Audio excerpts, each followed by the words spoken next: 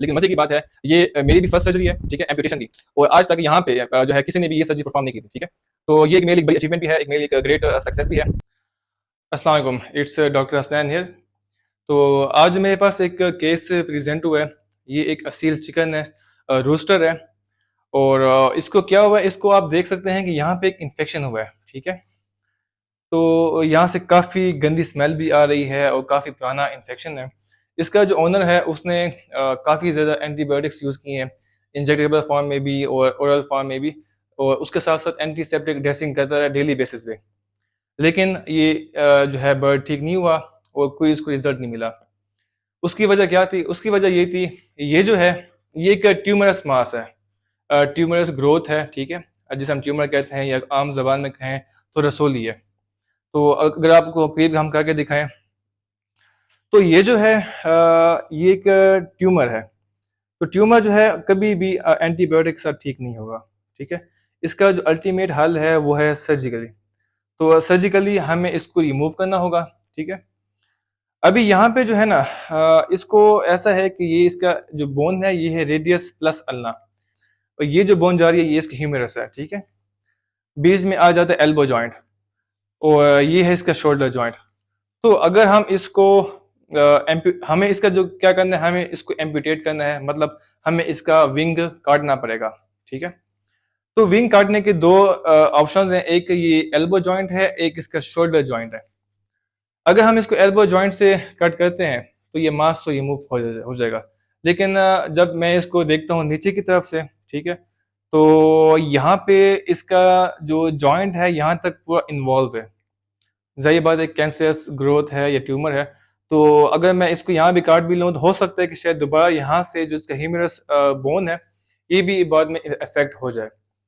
तो जो better option है वो ये है कि मुझे इसको यहाँ से एम्पुटेट करना होगा, जो शोल्डर जॉइंट है यहाँ से मतलब काटना पड़ेगा, और उसका पूरा का पूरा जो विंग है ये हट जाएगा। दूसरी बात ये है कि इस एल्बो जॉइंट में यहाँ पे वेन्स होती हैं, ठीक है। यहाँ पे विंग वेब है, और यहाँ पे जो वेन्स जितनी भी होती हैं विंग्स में, तो इस एरिया में होते हैं जहाँ पे इसकी रेडियस अल्ना है। तो इस यहाँ पे एक ब्रेकियल वेन भी है, उसके अलावा कुछ आर्टरीज भी हैं। और यहाँ पे अगर जब भी हम एम्पुटेट करते हैं तो ब्लीडिंग काफ़ी ज़्यादा होती है। वैसे हम ब्लीडिंग को हम ज़ाहिर बात है सब कुछ कवर करते हैं, लाइगेशन करते हैं। तो फिलहाल के लिए ये है कि हमें इसको यहाँ से एम्पुटेट करना होगा, जो इसके लिए एक बेस्ट ऑप्शन है। उसके साथ साथ जो है मैं मज़ीद आगे वीडियोस बनाऊंगा, आप दोस्तों के साथ शेयर भी करूंगा, ठीक है। और बाकी आप इसको एक दफ़ा देख लें, करीब से भी ज़ख्म देख लें, जो इसका ट्यूमरस मास है। और काफ़ी गंदी स्मेल आ रही है, बहुत ही गंदी स्मेल आ रही है, और ये कभी भी यहाँ से रिकवर नहीं होने वाला एंटीबायोटिक के साथ या किसी और चीज़ के साथ। इसका अल्टीमेट जो सोल्यूशन है वो सिर्फ और सिर्फ सर्जरी है, ठीक है। तो अगर हम इसको रिमूव करते हैं तो आपको इधर से भी जो है ना आप देख सकते हैं जी, ठीक है। ये आप देखें, ये मास है सारा, और काफ़ी गंदी स्मेल आ रही है, ये देखें जी, ठीक है। इसकी वजह से जो बर्ड है काफ़ी डल है, लेथार्जिक है, और ब्रीडिंग में भी यूज़ नहीं हो सकता फ़िलहाल के लिए। इसके बाद हम जब इसकी सर्जरी कर लेंगे तो आपको मज़ीद बाद में ये दिखा देंगे।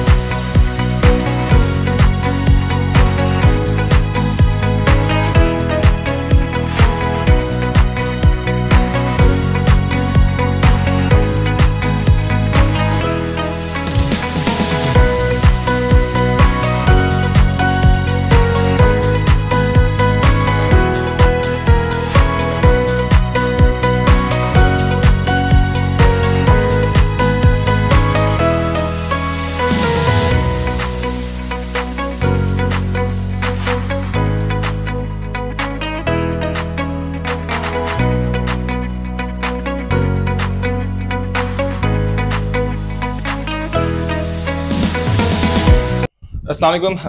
Again, this is Dr. Hasnan here after a successful surgery in the rooster. Okay.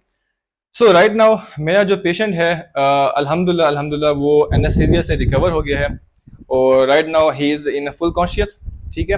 आप इसको देख सकते हैं कि बिल्कुल कॉन्शियस है। और ठीक है, आफ्टर द सर्जरी मैंने इसको जो है पेन किलर्स दे दिए हैं ताकि इसके पेन कम हो जाए, एंटीबायोटिक्स दिए हैं इन्फेक्शन रोकने के लिए, और साथ साथ मल्टी वाइटामिन दिए हैं एज ए सपोर्टिव केयर ताकि इसकी हीलिंग जल्दी हो।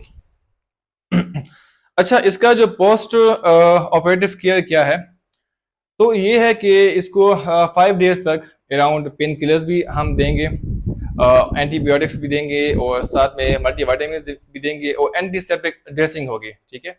जाहिर बात है कि कुछ दिनों तक यहाँ से कुछ सेक्रेशन ऊज आउट होगा, फ्लूइड ऊज आउट होता है, ठीक है, सर्जरी के बाद, तो उसको भी हमने मैनेज करना है। और इसके साथ साथ इसकी जो डाइट प्लान है, इसकी हमने डाइट अच्छी रखनी है, ठीक है, और हेल्दी डाइट हम इसको देंगे। इसको हमने एक वार्म प्लेस में रखना है, और स्ट्रेस फ्री इन्वायरमेंट हमने इसको रखना है, मतलब कि किसी किस्म का इसको स्ट्रेस हमने नहीं देना, ताकि ये जो अपने विंग्स है, जो इसका एक विंग है, ये उस पर उसको मजीद फड़फड़ाए नहीं, और उसके साथ साथ ये कहीं से जंप ना करे, ठीक है।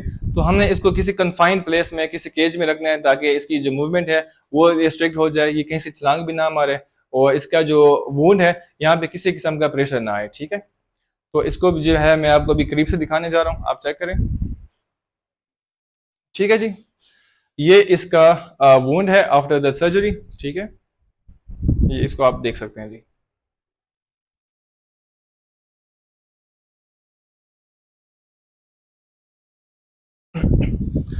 अच्छा, एक मजे की बात शेयर करना चाहूँ कि बिफोर सर्जरी मैंने अपने कुछ कोलीग डॉक्टर से और कुछ सीनियर से ये केस डिस्कस करने की कोशिश की थी ताकि मुझे कुछ इन्फॉर्मेशन मजीद मिल जाए। लेकिन मज़े की बात है, ये मेरी भी फर्स्ट सर्जरी है, ठीक है, एम्पुटेशन की, और आज तक यहाँ पे जो है किसी ने भी ये सर्जरी परफॉर्म नहीं की थी, ठीक है। तो ये एक मेरे लिए एक बड़ी अचीवमेंट भी है, एक मेरे लिए एक ग्रेट सक्सेस भी है, ठीक है।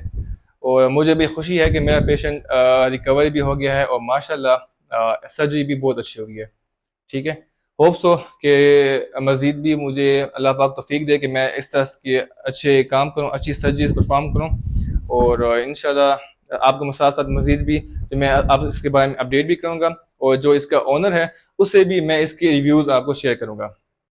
तो वीडियो को लाजमी लाइक करें, कमेंट करें, और दोस्तों के साथ शेयर करें, ठीक है। इंशाल्लाह फिर मिलते हैं अगली वीडियो में, तब तक के लिए अल्लाह हाफ़िज़।